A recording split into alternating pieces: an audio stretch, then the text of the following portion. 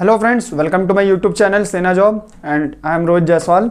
और आज हम लोग अपना जीडी का प्रैक्टिस सेट करने जा रहे हैं और ये प्रैक्टिस सेट नंबर 10 है, ठीक है। और ये पेपर कोयम्बटूर 2020 में आया हुआ है, ठीक है।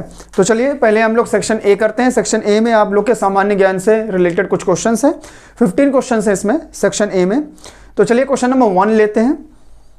क्वेश्चन नंबर 1 है, राजा अशोक ने अंतिम युद्ध कौन सा किया था? और आपके ऑप्शन से ए कलिंग का युद्ध, बी प्लासी का युद्ध, सी पानीपत का युद्ध और डी कालीकट का युद्ध। तो यहाँ पे ऑप्शन ए जो है वो बिल्कुल सही है, कलिंग का युद्ध अशोक ने किया था सबसे आखिरी में, और कलिंग जो आज उड़ीसा है जिसको बोलते हैं, ठीक है ना। क्वेश्चन नंबर 2, विश्व का सबसे गहरा महासागर कौन सा है? यहाँ पे आपके ऑप्शंस हैं अटलांटिक महासागर, बी आर्कटिक महासागर, सी प्रशांत महासागर और डी हिंद महासागर। तो आपका जो ऑप्शन सी है प्रशांत महासागर, ये बिल्कुल सही है। और आप लोग के नॉलेज के लिए बता देते हैं, प्रशांत महासागर में एक जगह है जो दुनिया की सबसे गहरी जगह है, जिसको हम लोग बोलते हैं मरियाना ट्रेंच, ठीक है। तो मरियाना ट्रेंच सबसे गहरी जगह है, वो भी प्रशांत महासागर में ही है। नाउ क्वेश्चन नंबर 3 पे आते हैं। बस्तर भारत के कौन से राज्य में स्थित है? आपके ऑप्शंस हैं ए आंध्र प्रदेश, बी छत्तीसगढ़, सी उत्तर प्रदेश और डी उड़ीसा। तो आपका ऑप्शन बी छत्तीसगढ़ सही है। नाउ क्वेश्चन नंबर 4, किस नदी को तिब्बत में सिंधी खंबन के नाम से जाना जाता है? ए ऑप्शन है झेलम, बी है ब्रह्मपुत्र, सी सतलुज और डी सिंध। तो आपका ऑप्शन डी जो है वो सही है, सिंध। अब आते हैं हम लोग क्वेश्चन नंबर 5 पे। क्वेश्चन नंबर 5 है, इंदिरा गांधी गोल्ड कप किस खेल से संबंधित है? आपके ऑप्शन है A hockey, B cricket, C badminton या डी फुटबॉल। तो आपका ऑप्शन जो ए है हॉकी, ये बिल्कुल सही है। अब क्वेश्चन नंबर 6 पे आते हैं। राज्यसभा में सदस्यों का कार्यकाल कितने साल का होता है या कितना होता है? ए ऑप्शन है 5 साल, बी है 3 साल, सी है 6 साल और डी है 4 यानी कि 4 साल। तो आपका जो ऑप्शन सी है 6 साल का कार्यकाल होता है राज्यसभा का, ठीक। और क्वेश्चन नंबर 7 पे आते हैं। पेले किस खेल से संबंधित है? तो आपके ऑप्शंस हैं A table tennis, B hockey, C football और डी बेसबॉल। तो आपका ऑप्शन सी जो है फुटबॉल, ये सही है। क्वेश्चन नंबर 8 पे आते हैं। विश्व बैंक का मुख्यालय कहाँ पर स्थित है? A option Paris, B Washington, C New York या डी लंदन। आपका ऑप्शन जो बी है वॉशिंगटन, अमेरिका में, ये सही जवाब है। क्योंकि अमेरिका में आप वॉशिंगटन डीसी जिसको बोलते हैं, वहाँ की राजधानी, वहीं पे विश्व बैंक का मुख्यालय है, वर्ल्ड बैंक का। क्वेश्चन नंबर 9 पे आते हैं। कौन सा स्थान 1857 की क्रांति की शुरुआत से संबंधित है? तो यानी कि पूछने का मतलब ये है 1857 की जो क्रांति की शुरुआत हुई थी कहाँ से हुई थी? तो क्वेश्चन यहाँ पे आपके ऑप्शंस हैं ए चौरी चौरा, बी मेरठ, सी झांसी और डी जलियांवाला बाग। तो बी ऑप्शन सही है, मेरठ। और थोड़ा सा इसके बारे में बता देते हैं। मेरठ में छावनी में जो काम करते थे हमारे मंगल पांडे जी, उन्होंने क्रांति की शुरुआत करी थी 1857 की, ठीक है। क्वेश्चन नंबर डी पे आते हैं। नोबेल पुरस्कार जीतने वाले पहले भारतीय कौन थे? तो यहाँ पे ऑप्शन ए है डॉक्टर सीवी रमन, बी है पंडित जवाहरलाल नेहरू, सी डॉक्टर राधाकृष्णन और डी रविंद्रनाथ टैगोर। तो आप लोग को पता होना चाहिए नोबेल पुरस्कार सबसे पहले भारतीयों को मिला है तो रविंद्रनाथ टैगोर जी को मिला है, ठीक है। डी ऑप्शन आपका सही है। क्वेश्चन नंबर 11 पे आते हैं। भारतीय सैन्य अकादमी कहाँ पर स्थित है? इसको हम लोग बोलते हैं इंडियन मिलिट्री एकेडमी, IMA। ये आपका देहरादून में है। ऑप्शन ए इसका सही है, ठीक। क्वेश्चन नंबर 12 पे आते हैं। 12 क्वेश्चन है, सबसे पहले चांद पर मनुष्य को किस देश ने भेजा? ठीक है। आपके ऑप्शन है ए चीन, बी है जापान, सी रूस और डी USA। तो आपका ऑप्शन जो डी है USA, ये बिल्कुल सही है। USA ने सबसे पहले चांद पर आदमी को भेजा था, ठीक है। क्वेश्चन नंबर 13 पे आते हैं। सरदार सरोवर योजना किस नदी पर स्थित है? ए नर्मदा, बी गोदावरी, सी कोसी या डी गंगा। तो नर्मदा नदी पर सरदार सरोवर योजना है, ठीक है। ए ऑप्शन सही है। अब आते हैं क्वेश्चन नंबर 14 पे। संविधान की ड्राफ्टिंग कमेटी में कुल कितने सदस्य थे? ड्राफ्टिंग कमेटी आप लोग को पता होगा कि संविधान जब बना था तो उसमें कई सारी कमेटियां बनाई गई थी, तो हर कमेटी में कुछ ना कुछ मेंबर्स थे। तो ड्राफ्टिंग कमेटी जो थी बहुत इंपॉर्टेंट कमेटी थी, तो उसमें कितने सदस्य थे? ए ऑप्शन है 8, बी 7, सी 5 या डी 6। तो डी जो ऑप्शन है 6 सदस्य थे। क्वेश्चन नंबर 15 पे आते हैं। जोधपुर शहर भारत के किस राज्य में स्थित है? तो इसका बिना ऑप्शन देखे हम बता सकते हैं राजस्थान में, ठीक है, डी ऑप्शन सही है, राजस्थान में जोधपुर है। तो ये आपके 15 क्वेश्चन थे आपके जीके से रिलेटेड। अब हम लोग आते हैं सेक्शन बी पर। सेक्शन बी में हम लोग के जो क्वेश्चन हैं वो है साइंस से रिलेटेड, ठीक है, इसमें भी 15 क्वेश्चन हैं। तो क्वेश्चन नंबर 16 पे आते हैं। सबसे पहले, निम्न में कौन सी बीमारी वायरस के कारण होती है? ए ऑप्शन है जुखाम, बी है टाइफाइड, सी मलेरिया या डी हैजा। तो आपका जो ऑप्शन ए है जुखाम वायरस से होता है, ठीक है। अब आते हैं क्वेश्चन नंबर 17 पे। रोग प्रतिरोधक पेनिसिलिन कहाँ से प्राप्त की जाती है? रोग प्रतिरोधक पेनिसिलिन इसको बोलते हैं, ये कहाँ से प्राप्त की जाती है? ए ऑप्शन है खमीर, बी है शैवाल, सी है कवक या डी है जीवाणु। तो आपका ऑप्शन सी जो है कवक, ये सही है। क्वेश्चन नंबर 18 पे आते हैं। रक्तचाप किस ग्रंथि के द्वारा नियंत्रित होता है? यानी कि जो आपका ब्लड प्रेशर होता है, बीपी, वो किसके द्वारा नियंत्रित किया जाता है? आपका ऑप्शन है ए एड्रेनल ग्लैंड, बी है कॉर्पस लोटन, सी है थाइमस या डी है थायराइड या ग्लैंड, जिसको थायराइड ग्लैंड भी बोलते हैं। तो आपका ऑप्शन जो ए है ये बिल्कुल सही है, एड्रेनल ग्लैंड, ठीक है। क्वेश्चन नंबर 19 पे आते हैं। सबसे हल्की गैस कौन सी है? ए है हाइड्रोजन, बी है कार्बन डाइऑक्साइड, सी नाइट्रोजन और डी है ऑक्सीजन। तो आपका ऑप्शन ए जो है हाइड्रोजन, वो सबसे हल्की गैस होती है। अब आते हैं क्वेश्चन नंबर 20 पे। थर्मामीटर में कौन सा पदार्थ प्रयोग किया जाता है? ए है पारा, बी तांबा, सी सोना, डी चांदी। तो आपका ऑप्शन ए जो है पारा बिल्कुल सही है। आते हैं क्वेश्चन नंबर 21 पे। H2O2, ये H2O2 एक आपको रासायनिक सूत्र दिया है, ये किसका सूत्र है ये बताना है, किस केमिकल का? तो आपका ऑप्शन ए है ऑक्सीजन हाइड्रोक्साइड या हाइड्राइड जिसको लिखा है, और बी ऑप्शन है हाइड्रोजन परऑक्साइड, सी है हाइड्रोजन ऑक्साइड और डी है पानी। तो आपका ऑप्शन जो बी है हाइड्रोजन परऑक्साइड, ये बिल्कुल सही है। H2O2 का फॉर्मूला होता है हाइड्रोजन परऑक्साइड का, ठीक है। अब क्वेश्चन नंबर आते हैं 22 पे। 22 क्वेश्चन है। एक ही तत्व के परमाणु जिनकी द्रव्यमान संख्या अलग अलग होती है को क्या कहते हैं? यानी कि एक ही तत्व के जब दो परमाणु जिनकी द्रव्यमान संख्या अलग अलग हो सकती है लेकिन उनकी परमाणु संख्या जो होती है वो सेम होती है, तो उनको क्या बोलते हैं? आपके ऑप्शन ए है न्यूक्लियन या न्यूक्लियॉन, बी है न्यूट्रॉन, सी है समस्थानिक और डी है तत्वांतरण। तो आपका जो ऑप्शन सी है समस्थानिक उनको बोलते हैं, सी सही है, ठीक है। समस्थानिक के परमाणु संख्या सेम होती है और द्रव्यमान संख्या अलग अलग होती है। क्वेश्चन नंबर 23 पे आते हैं। बिजली की वायरिंग के लिए निम्न में से कौन सा सबसे उपयोगी है? तो इनमें बताना है कौन सा जो तत्व है वो सबसे ज़्यादा उपयोगी है बिजली की वायरिंग में।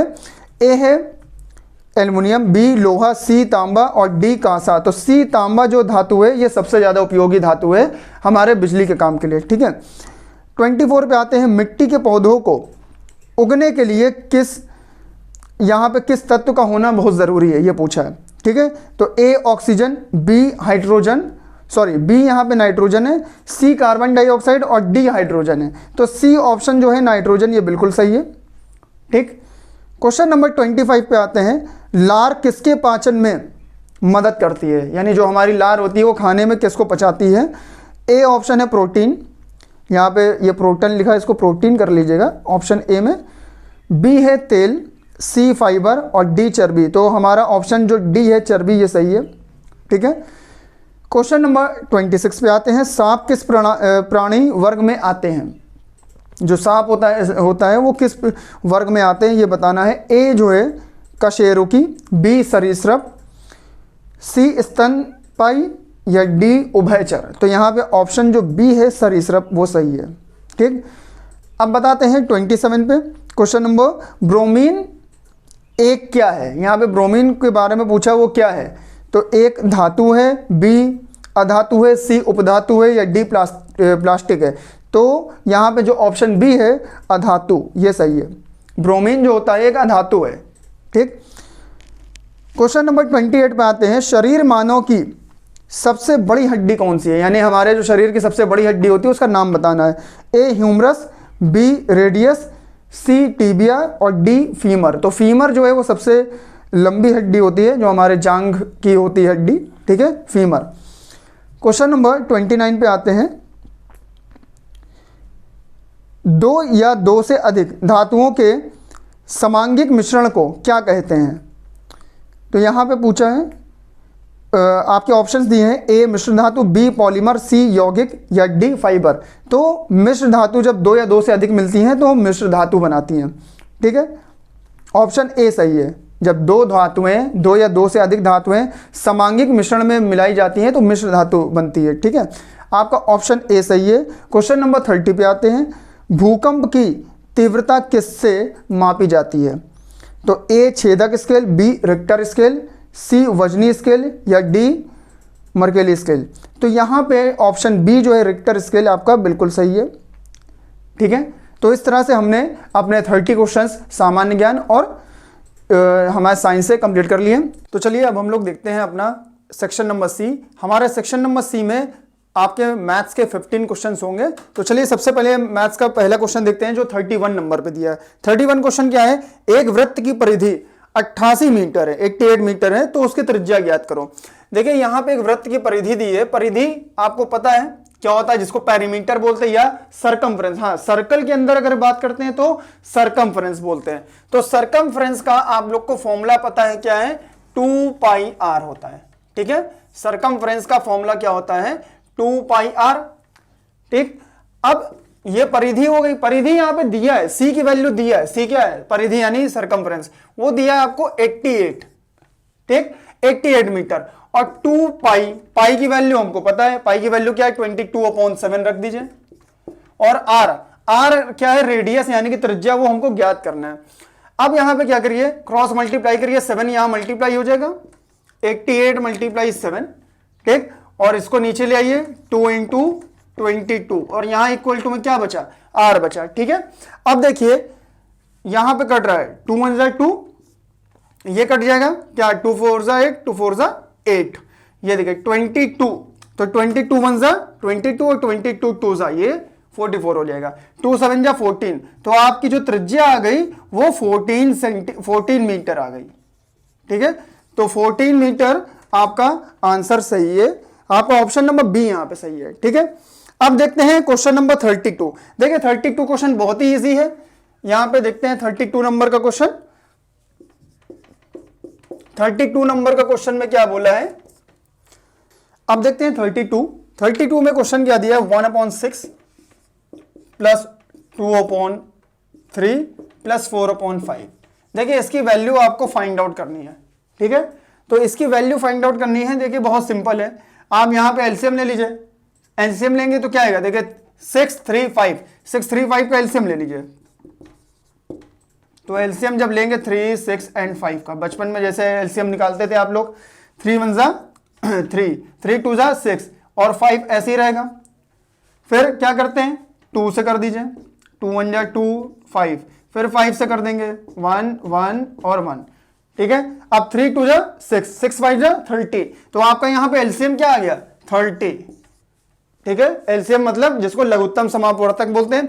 6 से अब इसको क्या करते हैं? डिवाइड करते हैं। तो 6 से डिवाइड करिए, 6 5 जा 30 होता है। 5 आया, 5 जो आया वो उससे मल्टीप्लाई होता है, किससे? 1 से।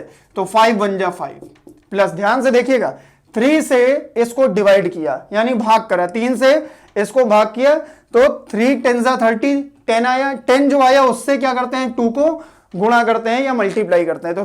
तो क्या हो जाएगा? 10 2 जा 20 प्लस 5 से इसको डिवाइड किया, 5 6 जा 30 और 6 × 4, 6 4 जा 24।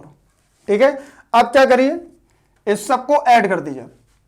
ये हो जाएगा 25, 25 प्लस 24 तो क्या हो जाएगा? 49 यानी कि 49।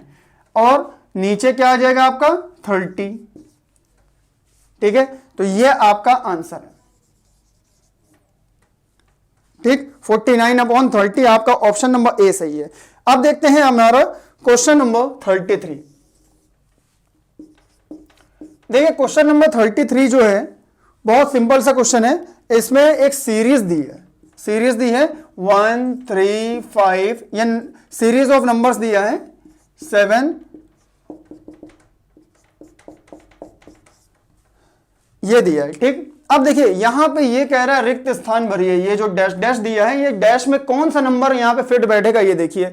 नीचे ऑप्शंस भी दिए हैं, ऑप्शन से देख के आप फिट बैठा सकते हैं, आप खुद देखिए। 1 और 3, 1 के बाद क्या आ रहा है 3। अच्छा 1 में 2 ऐड करिए तो 3 हो गया। ठीक, इसमें 2 ऐड करिए तो 5 हो गया, इसमें 2 ऐड करिए तो 7 हो गया, तो इसमें 2 ऐड करेंगे तो क्या आएगा, 7 में 2 ऐड करिए 9 आ जाएगा। तो यहां पे क्या आ जाएगा 9, और 9 में 2 ऐड 11, 11 में 2 ऐड 13, तो यहां पे आंसर क्या होगा 9। इसको तो देख के भी आप टिक कर सकते हैं, यानी कि आपका यहां पे ऑप्शन नंबर 9 वाला ऑप्शन सही है। ठीक है, बी ऑप्शन। चलिए अब हम लोग देखते हैं अपना क्वेश्चन नंबर 34 जो क्वेश्चन है हमारा, 95 डिग्री का अनुपूरक कोण क्या है। तो अनुपूरक कोण आप लोग को पता है, जिसको इंग्लिश में सप्लीमेंट्री एंगल भी बोलते हैं। तो 95 डिग्री आपको दिया है। ठीक, 95 डिग्री का अनुपूरक निकालना। अब आपको ये तो पता है ना अनुपूरक कोण कैसे निकालते हैं। दो एंगल अगर जिनका सम क्या हो जाए 180 डिग्री, तो उनको क्या बोलते हैं अनुपूरक कोण या सप्लीमेंट्री एंगल। तो दो एंगल का सम अगर 180 हो, तो एक एंगल दिया है तो दूसरा एंगल निकालने के लिए क्या करें 180 से ये माइनस कर दें, तो 180 डिग्री माइनस 95 आप कर दीजिए, आपका आंसर क्या आ जाएगा 85। तो आपका जो आंसर होगा 85 डिग्री बिल्कुल सही है। ठीक, यहां पे आपका ऑप्शन नंबर बी बिल्कुल सही है। अब हम लोग देखते हैं क्वेश्चन नंबर 35। क्वेश्चन नंबर 35 में वृत्त के क्षेत्रफल का सूत्र बताना है आपको। इसमें कुछ करने की जरूरत ही नहीं है। 35 नंबर में इसमें सिर्फ सूत्र पूछा है। तो आप लोग को पता है कि जो एरिया ऑफ सर्कल होता है, वृत्त का क्षेत्रफल πr² होता है। ठीक है, तो यहां पे जो ऑप्शन नंबर डी है वो सही है, πr² आपका आंसर हो जाएगा। ठीक है, अब हम लोग देखते हैं क्वेश्चन नंबर 36। हाँ, क्वेश्चन नंबर 36 बहुत ध्यान से देखिएगा, बहुत बढ़िया क्वेश्चन है 36। देखिए 36 क्वेश्चन जो है आपका, ये आप लोग का कार्य समय वाला जो हमने चैप्टर पढ़ाया है, बहुत ध्यान से आप मेरे वो सारे वीडियो देख लीजिएगा। वर्क एंड टाइम वाले, वर्क एंड टाइम में मैंने कई सारी ट्रिक बताई है, तो उसी ट्रिक का मैं अभी यहां यूज करूंगा और इस क्वेश्चन को सोल्व करने जा रहा हूं।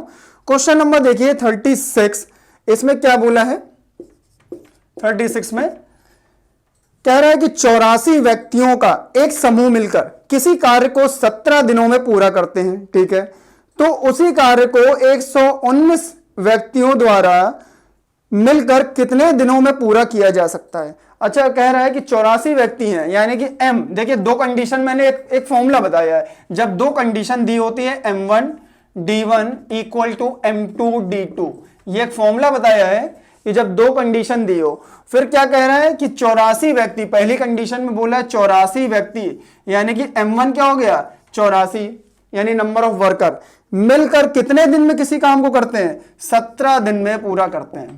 तो डे क्या हो गया d1 17 दिन। ठीक है, फिर कह रहा है उसी कार्य को 119 व्यक्ति मिलकर कितने दिनों में करेंगे। तो अब अगर दूसरी कंडीशन में m2 हो गया 119, तो यहां पे कितने दिनों में, यानी कि d2 आपसे पूछा है। ठीक है, 119 को नीचे ले आइए, तो आपका d2 इक्वल टू क्या हो जाएगा 84 और ये 119। ठीक है, तो यहां पे इनको सॉल्व करने के बाद क्या आंसर आएगा 12। जब आप इसको मल्टीप्लाई करेंगे और 119 से डिवाइड करेंगे तो आपका आंसर क्या आ जाएगा 12, यानी कि आपका जो ऑप्शन नंबर बी है वो बिल्कुल सही है। 12 दिन लगेंगे 119 लोगों को काम पूरा करने में। अब हम लोग देखते हैं क्वेश्चन नंबर 37। क्वेश्चन नंबर 37 देखिए, ये परसेंटेज से रिलेटेड क्वेश्चन है। यहां कह रहा है हल करो, ये हल करना है। देखिए 43% ऑफ किसका 27 एंड 50। ठीक, ये दिया है माइनस, इसके बाद कह रहा है 38% ऑफ 2990। तो ये आपको सॉल्व करना है, ठीक है। तो चलिए देखते हैं, 43% इसका निकालना है, तो 43% कितना हो जाए 43/100, और ऑफ का साइन जब हटता है तो मल्टीप्लाई आता है, तो यहां पे क्या हो जाएगा 27, ये मल्टीप्लाई में हो जाएगा, ठीक है। अब यहां माइनस लगा, माइनस लगाइए, फिर 38%, तो 38/100 कर दिया, ऑफ का साइन हटेगा तो मल्टीप्लाई आ जाएगा, ठीक। तो 2990, ठीक है, ये हो गया। अब देखिए क्या करिए, यहां से 1 0 काट दीजिए, दोनों से कट रहा है, इधर भी काट दीजिए, 1 0 कट गया, अब 10 हो गया। अब क्या करना है, इसको इससे मल्टीप्लाई करना है, मल्टीप्लाई करने के बाद आपका 10 यहां पे, अच्छा यहां पे 10 और 10 क्या है, एलसीएम है, तो आप 10 का एलसीएम भी ले सकते हैं, तो 10 का एलसीएम ले लीजिए।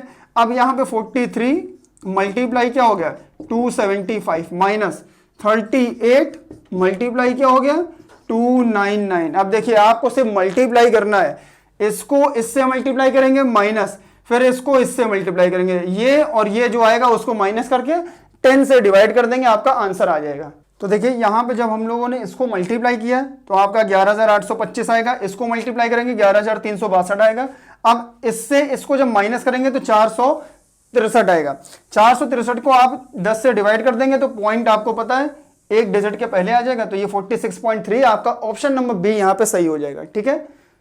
चलिए देखते हैं अब हम लोग क्वेश्चन नंबर 38। क्वेश्चन नंबर 38 में क्या कह रहा है, दो संख्याओं का योग 300 है और अंतर 150 है, तो संख्याएं याद करिए। देखिए दो संख्याएं हैं तो लेट कर लीजिए, जैसे हम लोग यहाँ पे अलजेब्रा की क्वेश्चन में लेट करते थे, तो लेट कर लेंगे यानी मान लेंगे। माना दो संख्याएं, लेट मतलब माना, दो संख्या कौन सी है, पहली संख्या मान लेते हैं x, तो फर्स्ट नंबर क्या है x और दूसरा नंबर क्या है y, ठीक है। पहली संख्या x है, दूसरी संख्या क्या है y, ये हमने मान लिया, ठीक है। अब क्या कह रहा है क्वेश्चन, क्या कह रहा है कि दोनों संख्याओं का जो योग है वो कितना है 300, यानी कि x plus y equal to क्या है 300, तो ये आपकी इक्वेशन 1 बन गई। फिर क्या कह रहा है, दोनों संख्याओं का जो अंतर है वो 150 है, यानी कि x माइनस वाई, दोनों संख्याओं का अंतर बोल रहा है, तो अंतर क्या है 150, तो x minus y equal to 150, ये आपकी इक्वेशन नंबर 2 मान लीजिए, ठीक है। ये इक्वेशन 1, ये इक्वेशन 2, इक्वेशन 1 से इक्वेशन 2 को आप ऐड कर दीजिए, ठीक है। दोनों इक्वेशन को जब ऐड करेंगे तो देखिए प्लस वाई माइनस वाई ये कट जाएगा, x प्लस एक्स क्या हो जाएगा 2x, इसको ऐड करेंगे तो ये क्या हो जाएगा 450, 450। अब 2 को नीचे ले जाएंगे तो 450 को आप 2 से भाग कर देंगे, डिवाइड करेंगे तो 2 1 जा 2, 2 2 जा 4, 2 2 जा 4, 2 5 जा 10, यानी कि 225। ये आपकी x की वैल्यू आ गई, यानी कि पहला नंबर क्या होगा 225, ठीक है। तो दूसरा नंबर क्या होगा, अब देखिए यहां पे आपको दूसरा नंबर निकालने के लिए x की वैल्यू उठाइए, चाहे इक्वेशन 1 में रखिए चाहे इक्वेशन 2 में, सॉल्व करेंगे आपकी वैल्यू आ जाएगी, लेकिन इतना टाइम होता नहीं हम लोग के पास एग्जाम में सॉल्व करने के लिए, तो आप शॉर्टकट में क्या करिए, पहले यहां पे x की वैल्यू, पहला नंबर क्या आ गया 225, तो आप ऑप्शन देखिए, ऑप्शन में पहले ही ऑप्शन में 225 दिया, बाकी कहीं तो 225 दिया नहीं है, और 225 पहला ऑप्शन है तो उसके साथ दूसरा नंबर क्या है 75, तो ये आपका ऑप्शन नंबर ए सही हो जाएगा। आप ऑप्शन देख के भी टिक कर सकते हैं, ऑप्शन नंबर ए क्या हो जाएगा सही हो जाएगा, और पहला नंबर क्या हो जाएगा 225, तो दूसरा नंबर क्या हो जाएगा भाई 75 हो जाएगा, ठीक है। क्यों, दोनों संख्याओं का योग अगर 300 है तो पहला नंबर पता चल गया, दूसरा 300 से माइनस करेंगे तब भी 75 ही आएगा, ठीक है। अब देखते हैं हम लोग क्वेश्चन नंबर 39। क्वेश्चन नंबर 39 देखिए क्या कह रहा है, 18, 45 और 72, ये 3 नंबर दिए हैं, ठीक है। 18, 45, 72 का महत्तम समापवर्तक ज्ञात करना है। तो देखिए महत्तम समापवर्तक आप लोग को पता है HCF यानी हाईएस्ट कॉमन फैक्टर आपको निकालना है। HCF में यानी कौन सा नंबर है जो ये तीनों नंबर उस टेबल में आते हैं, ठीक है, यानी कौन सा बड़ा नंबर है जो इन तीनों नंबर के फैक्टर में कॉमन दिख रहा है। तो आप इसको देख के भी टिक कर सकते हैं, 9 के टेबल में तीनों आ रहे हैं, देख लीजिए, ठीक है। 18 2 जा, तो सॉरी 9 2 जा कितना होगा यहां पे 18, 9 5 जा ये कितना हो जाएगा 45, और 9 8 जा कितना हो जाएगा 72, तो यहां पे देख सकते हैं 9 के टेबल में तीनों आ रहे हैं, ठीक है। और आप ऑप्शन देखिए, आपको करने की जरूरत ही नहीं है, ऑप्शन देखिए जरा। तो यहां पे पहला ऑप्शन है 8, क्या 8 के टेबल में तीनों आते हैं? नहीं, ये आएगा, ये नहीं आएगा। फिर यहां पे जो दूसरा ऑप्शन है 6 की टेबल में दोनों तीनों आ रहे हैं, ये आ रहा है, लेकिन ये नहीं, ये भी आ रहा है, ये नहीं आ रहा है, ठीक है। क्या 9 के टेबल में आ रहा है? हाँ, 9 के टेबल में आ रहा है, ठीक है। और 3 के टेबल में भी आ रहा है। देखिए जो लास्ट ऑप्शन है 3 का टेबल, उसमें तो ये तीनों आ रहे हैं, लेकिन HCF का मतलब क्या होता है? वो बड़ा से बड़ा नंबर जो ऑप्शन दिया है उनमें बड़ा से बड़ा नंबर देखिए जो तीनों में कॉमन हो फैक्टर में, तो 9 ही कॉमन है, तो 9 आंसर है, ठीक है। आपका आंसर क्या हो जाएगा? Option number C. आप देख के टिक करिए, इसको करने की जरूरत नहीं है, आप चाहे तो कर भी सकते हैं। तो 18 का अगर फैक्टर करेंगे तो फैक्टर क्या होगा? 2 × 9 18 का। चलिए करके दिखा देते हैं हम। 45 का फैक्टर क्या होगा? 45 का अगर फैक्टर करेंगे तो 5 × 9 कर दीजिए डायरेक्ट, 3 मत लिखिए। और 72 का अगर फैक्टर करते हैं तो 8 × 9, ठीक है। देख लीजिए ये 9 तीनों में कॉमन है, और जो तीनों में कॉमन आ रहा है वही HCF हो जाता है। ये आपका HCF 9 आ गया। तो चाहे ये करके देखिए, चाहे ऑप्शन देख के टिक कर दीजिए। चलिए देखते हैं क्वेश्चन नंबर 40 में क्या कह रहा है? 13/91, इसका व्युत्क्रम निकालना। व्युत्क्रम मतलब रेसिप्रोकल, ठीक है। इसका रेसिप्रोकल कैसे निकालें? पहला काम इसलिए देखिए डिवाइड भी हो रहा है, 13 × 1 = 13 और 13 × 7 = 91, तो ये डिवाइड हो रहा है, तो ये 1/7 हो गया। अब 1/7 का आपको व्युत्क्रम निकालना है। व्युत्क्रम का मतलब होता है उल्टा, यानी नंबर को उल्टा कर दीजिए एक तरह से। तो 7 ऊपर कर दीजिए और 1 नीचे कर दीजिए, तो ये आपका क्या हो जाएगा? रेसिप्रोकल। अब देखिए नीचे डिनोमिनेटर में अगर 1 हो तो उसको चाहे तो लिखिए, चाहे तो ना लिखिए। तो आपका आंसर क्या हो जाएगा? 7, यानी कि ऑप्शन नंबर ए में देखिए 7 आ रहा है, तो 7 आपका आंसर हो गया, ठीक है। इसको आप देख के भी टिक कर सकते थे। क्वेश्चन नंबर 41 पे आते हैं। देखिए क्वेश्चन नंबर 41 क्या है? क्या कह रहा है? एक वृत्ताकार बेलन की ऊंचाई 15 सेंटीमीटर। एक देखिए यहां पे डायग्राम बनाना पड़ेगा, एक बेलन बना लीजिए, ठीक है। थोड़ा अच्छा से बनाते हैं। ये बेलन का क्वेश्चन है, यानी सिलेंडर जिसको बोलते हैं। तो ये आपका एक सिलेंडर है, यहां बना लिया। इसकी जरूरत नहीं है लेकिन हम बना लेते हैं। देखिए यहां पे इसकी ऊंचाई दी है, यानी कि हाइट दी है। हाइट कितना दिया देखिए जरा क्वेश्चन में, बेलन की हाइट है 15 सेंटीमीटर, 15 सेंटीमीटर, और उसके आधार की त्रिज्या 7 सेंटीमीटर है। तो उसका आयतन ज्ञात करो। यानी कि इसका जो आधार की त्रिज्या ये r, स्मॉल r इसको बोलते हैं, ये कितना दिया है? 7 सेंटीमीटर, ठीक है। तो आपको निकालना क्या है? आपको इसका आयतन निकालना, और आयतन यानी वॉल्यूम का फॉर्मूला क्या होता है? वॉल्यूम का फॉर्मूला होता है πr²h। आप सब लोग को पता है बेलन का जो आयतन का फॉर्मूला होता है, बेलन का आयतन का फॉर्मूला πr² होता है। अब पाई की वैल्यू 22/7, r क्या है? r 7 है, तो 7 × 7 2 time you have to write, ठीक है। h क्या है? h यहां पे 15 है।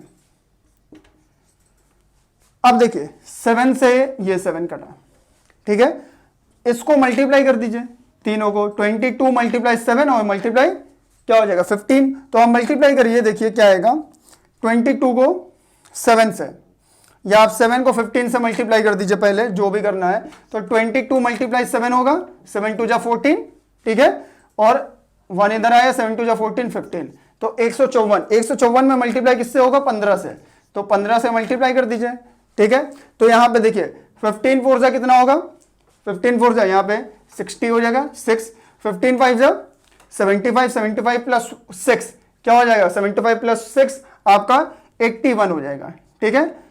फिर 8 यहां पे आया, 15 बन जा 15, 15 बन जा 15 और प्लस 8 क्या हो जाएगा? 23, यानी कि 2310 सेंटीमीटर क्यूब, ये आपका आयतन हो जाएगा, ठीक है। तो आपका कौन सा ऑप्शन सही है? यहां पे सी ऑप्शन देखिए बिल्कुल सही है, ठीक है, 2310। चलिए देखते हैं क्वेश्चन नंबर 42 क्या है? 13,000 रुपये पर 2% वार्षिक साधारण ब्याज की दर से 1 वर्ष की राशि ज्ञात करिए। तो यहाँ पे आपको ये क्वेश्चन एसआई का, एसआई सीआई हमने पढ़ाया है और उसमें कई सारे वीडियोस आप लोग को हमारे चैनल पे मिल जाएंगे एसआई सीआई के। एक एक वीडियो देखिएगा तो आपको समझ में आ जाएगा कॉन्सेप्ट, वहां पे मैंने ट्रिक से समझाएगा सारे क्वेश्चंस। तो यहाँ पे क्या कह रहा है, 13,000 रुपये पर, तो 13,000 रुपये यहाँ पे प्रिंसिपल अमाउंट है, पी की वैल्यू क्या है 13,000। फिर क्या कह रहा है, 2% वार्षिक साधारण ब्याज की दर से, यानी कि आर की वैल्यू 2% दी है, 2% पर एनम ये दिया है, ठीक है। और टाइम क्या है, टी कितना है, 1 वर्ष, 1 ईयर दिया है। तो आपको एसआई निकालना है, तो एसआई का फॉर्मूला क्या होता है, PRT अपॉन 100, ये होता है PRT अपॉन 100। तो यहां पे P की वैल्यू क्या है 13,000, R की वैल्यू क्या है 2, T की वैल्यू 1 और नीचे 100, ये से ये कटा, ठीक है। अब यहां पे देखिए इसको इससे मल्टीप्लाई कर दीजिए, 2 3 जा 200, 2 3 जा 6 और 2 1 जा 2, 260, यानी कि एसआई की वैल्यू 260 है। आपसे पूछा क्या है, पहले ये देखिए, पूछा है आपकी पूरी राशि कितनी होगी, ठीक है, आपकी पूरी राशि कितनी होगी। देखिए अगर यहां पे साधारण ब्याज की दर तो दिया, अगर साधारण ब्याज पूछता तो आपका आंसर ये हो जाता, ठीक है। अब देखिए कंफ्यूज हो सकते हैं आप लोग कि साधारण ब्याज अगर पूछता तो आंसर ये सही था, लेकिन पूछा क्या है, टोटल राशि कितनी हो जाएगी, राशि मतलब ये इसमें ऐड करना होगा आपको, यानी कि अमाउंट पूछ रहा है। अमाउंट इक्वल टू क्या होता है, amount equal to P plus SI, ये फॉर्मूला होता है। यानी प्रिंसिपल में आप अपना ब्याज को ऐड करेंगे तब तो टोटल अमाउंट आएगा। तो टोटल अमाउंट क्या हो जाएगा 13,000 प्लस 260, तो आपका आंसर क्या आएगा 13,260 रुपए, ये आपका सही है, ठीक है। तो यहां पे कौन सा ऑप्शन सही है, 13,260, बी ऑप्शन सही है, ठीक है। अब देखिए क्वेश्चन नंबर 43, क्वेश्चन नंबर 43 बहुत सिंपल है, यहां पे इसमें कुछ करना ही नहीं है। 43 में 1 फुट कितने इंच के बराबर होता है, सब जानते हैं 12 इंच के बराबर होता है, ऑप्शन सी सही है, ठीक है। 12 इंच के बराबर होता है 1 फुट, तो इसमें तो कुछ करने की जरूरत ही नहीं थी। क्वेश्चन नंबर 44 देखते हैं हम लोग। 44 देखिए क्या कह रहा है, यहां पे ये दिया है 0.000841, ठीक है। इसका वर्गमूल निकालना है, वर्गमूल ऐसे, वर्गमूल का साइन होता ही है, यानी स्क्वायर रूट आपको यहां पे इसका फाइंड आउट करना है। अब देखिए, अच्छा पॉइंट के पहले वहां 0 नहीं दिया है तो हमने 0 लगा दिया है, ठीक है, क्योंकि पॉइंट के पहले 0 लगा सकते हैं। अब देखिए इसका स्क्वायर रूट निकालने के लिए हम लोग पॉइंट में स्क्वायर रूट कैसे निकालें, ये स्क्वायर रूट निकालना सिखाया भी है। आप क्या करिए, यहां पे डिवाइड का साइन लगाइए और ये पॉइंट को जब हटाते हैं तो नीचे एक 1 आता है और कितने डिजिट है 6, तो 6 0 लगाइए।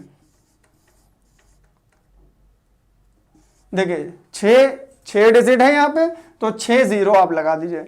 अब क्या करेंगे, अब आपको इसका स्क्वायर रूट निकालना है इस पूरे का, तो वो ये हट जाएगा 841 हो जाएगा और नीचे 6 0, ठीक है। अब क्या करेंगे 841, आप सब लोग को टेबल याद होनी चाहिए स्क्वायर रूट की, मैंने बताया है 841 किसका स्क्वायर रूट होता है 29 का, ठीक है। सॉरी 841 किसका स्क्वायर है 29 का, तो यहां पे इसका डायरेक्ट आप स्क्वायर रूट लिख दीजिए 29। स्क्वायर रूट वाली टेबल याद होनी चाहिए आप लोग को 30 तक कम से कम। और यहां पे देखिए भाई ये कितना है, यहां पे 6 0 है, इसका स्क्वायर रूट निकालना है तो 3 0 बाहर निकल जाएंगे, तो 3 0 बाहर निकलेंगे क्योंकि 6 0 है, ठीक।